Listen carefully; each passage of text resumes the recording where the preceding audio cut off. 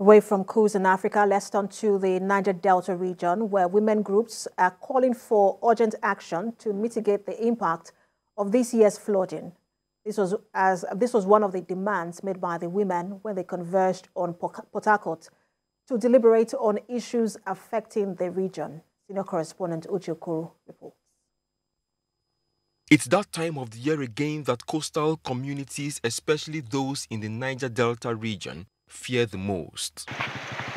The loss of lives, livelihood and damage to infrastructure caused by the flood of 2022 is still fresh in the memory of residents. Facing the threat of a recurrence, these women leaders want relevant agencies to take proactive steps to reduce the impact of this year's flooding. Most families in the Niger Delta are yet to recover from the devastating effects of the 2022 flood, which ravaged the country. And even as we speak, another flood is just by the corner. There are fears, especially with the opening of the Ladgo Dam by the Cameroonian government. We thank Mr. President for the appointment of a Niger Deltan as Minister of Humanitarian Affairs.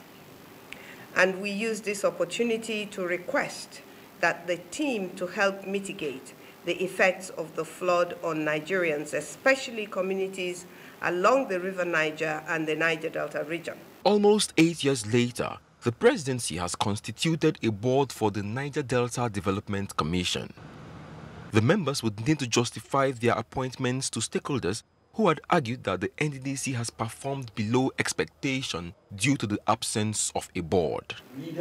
But how much can they achieve with the amount of financial resources at their disposal? It is necessary to remind Mr. President that the report of the forensic audit under the previous government is unacceptably unavailable to the public. We cannot ignore the fact that the NDDC is owed a huge sum of money, running into billions, if not trillions.